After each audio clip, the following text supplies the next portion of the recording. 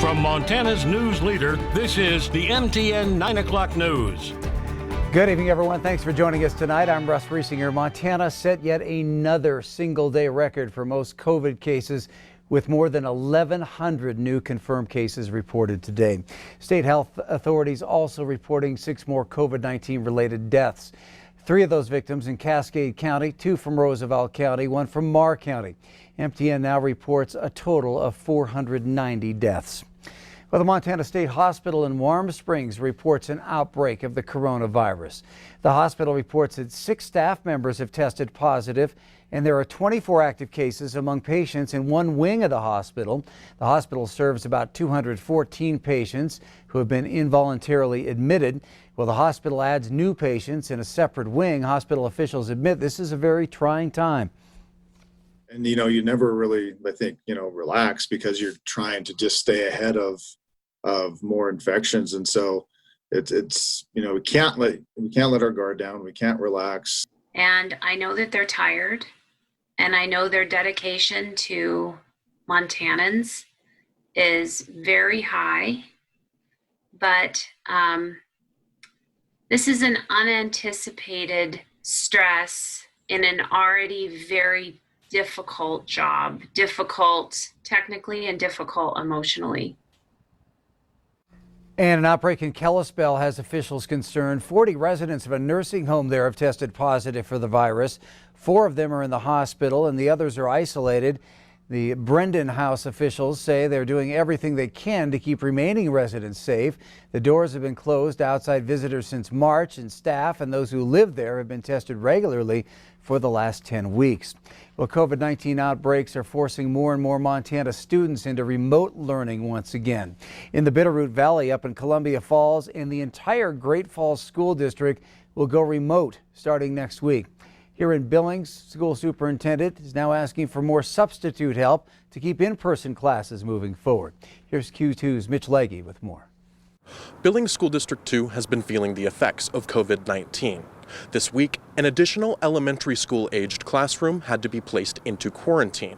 On Tuesday, the superintendent sent a call to the substitute teacher community, asking them to take the jobs when asked to help keep schools open. Superintendent Greg Upham said the biggest threat to keeping classrooms open is having an abundance of substitute teachers in the case of regular teachers being placed into quarantine. The pay for substitute teachers has been raised with the help of federal coronavirus relief money. A non-certified staff member will earn $125 a day, and a certified staff member will earn $150 a day. Upham said the pay raise did help attract more substitutes, but many times daily positions still go unfilled. Schools across the state are closing classrooms and buildings because of COVID-19, including schools in Stevensville, Canyon Creek School District near Billings, and a closure is scheduled for the Great Falls schools later this week. When you look across the state or even across the country, the number one issue that probably puts schools from live instruction into a remote instruction or closed is not having the appropriate staff. And we've been short-staffed in schools. We've been able to weather the storm, so to speak. In some cases, we've had students that have had to sit in our foyer areas and stuff like that because we hadn't had enough teachers, and so it makes it challenging. With the holiday season fast approaching, Upham said there will not be any mandated quarantine period for students who traveled out of state for the holidays. In Billings, Mitch Legge, MTN News. Thanks, Mitch. And for more information about how to become a substitute teacher, you can find this story on ktvq.com. Despite the pandemic, it's a big weekend for local sports. Central and Laurel will meet in the State A football championship for the first time ever. Well, West will host rival Bozeman with a title berth on the line. But as Q2's Casey Conlon reports, most fans won't be able to watch either game in person. This weekend is one of the biggest on the Montana high school sports calendar. We'll see perhaps 2 of the best football games of the season in Billings between 2 sets of rivals that normally draw thousands of fans each. But if you're thinking you'll go down to Dallas or Lockwood on a whim, think again. COVID-19 gathering limits dictate that if you aren't on the list, you're not getting in. Yellowstone County hasn't allowed public walk-ups at all this year. Instead, players and staff are given a certain number of tickets each, for which they must submit names beforehand to be checked at entrance gates. Last month, the MHSA announced a maximum of 6 tickets per player would be allowed, plus 4 tickets each for coaches and 2 each for up to 12 cheerleaders. However, there will be no student sections and no pep bands. These are the exact guidelines Central and Laurel are going by Saturday, as approved by the county health office. But School District 2 has been more strict this season, only allowing 2 tickets to everybody. And SD2 Activities Director Mark Walls says that won't change for this Friday's game. Even though they are technically allowed more, Walls says this rule has worked well all year and won't be changed, especially with continually increasing COVID numbers in Yellowstone. For those headed to state volleyball tournaments this weekend in Sydney, Shelby, and Malta, check with your school about how many tickets per player each site is allowing. It has to be at least 2, but won't be any more than 6. So the casual fans will likely be stuck watching from home. We'll, of course, have all your highlights of every big match and game on MTN and MontanaSports.com. Casey Conlon for MTN News.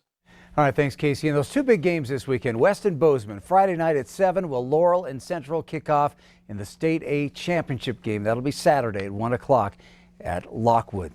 Governor-elect Greg Gianforte has unveiled a 21-member task force to help him respond to the surge of COVID-19 cases. That task force includes healthcare experts, business leaders, school officials, and local tribal leaders. It also has the current head of Governor Bullock's coronavirus task force, Montana Adjutant General Matthew Quinn. Other members include Montana Chamber of Commerce President Todd O'Hare, owners of hotels and restaurants, and the U.S. Attorney for Montana, Kurt Almey. Billings residents include Dr. Heidi Duncan, medical director at the Billings Clinic, and Steve Warlick, owner of the Clock Tower Inn and Stella's. And the governor-elect says his top priority will be to protect the most vulnerable Montanans while also safely and fully opening back up the state economy. In recent weeks, Montana has been continually setting record highs for new COVID-19 cases. Well, going into last week's election in Montana, most public polls had shown the big statewide races were relatively close, with Republicans having a slight edge. But the final outcome had GOP candidates winning by decisive margins up and down the ticket. So how did so many polls miss the mark here in Montana? Mike Dennison takes a closer look. Most polls had Montana's U.S. Senate contest between Senator Steve Daines and Governor Steve Bullock a statistical toss-up, and the same for the U.S. House race. They also said President Trump and Republican gubernatorial candidate Greg Gianforte were leading, but only by single digits. Yet not one of those races was decided by less than 10 points, with winning margins anywhere from 60,000 to 100,000 votes.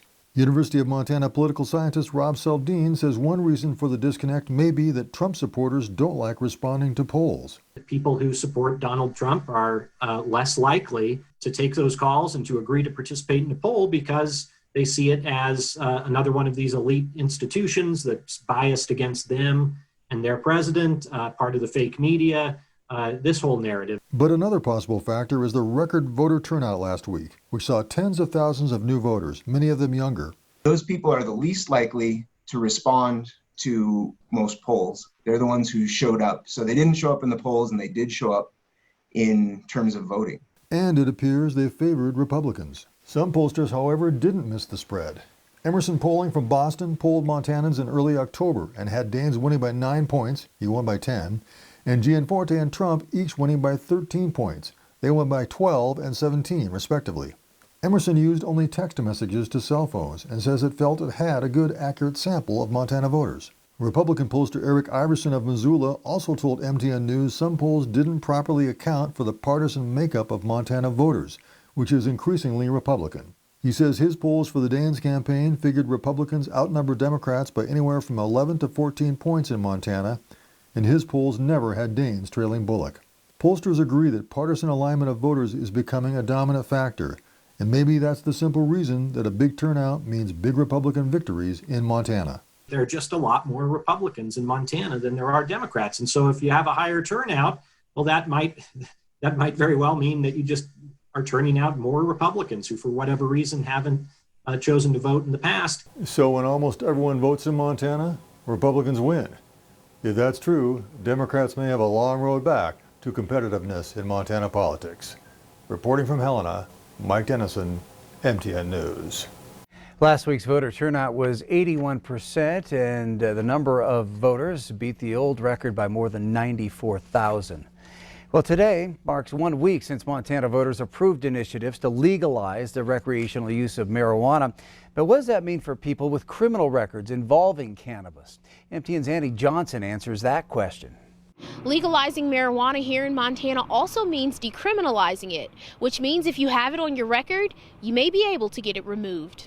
It allows for a person who has been convicted of a marijuana-related offense to either, one, seek expungement if the act that they were in trouble for is now legal, or two, seek resentencing based on the new law.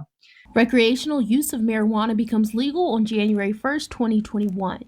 And that process gives those with a criminal history the chance to start an expungement process. Hire an attorney to help you file a petition to seek the expungement or the resentence in front of your sentencing court. And then the court will presume that you are eligible for that expungement unless the court determines that you are a danger to public safety or the county attorney objects. Depending on that, the court can downgrade charges from felonies to misdemeanors to civil fractions or completely expunge the charges. And you may be wondering, how long can this process take? Are we talking days, months, or even years? This depends a lot on how the courts want to hold their own procedure, and every court is different.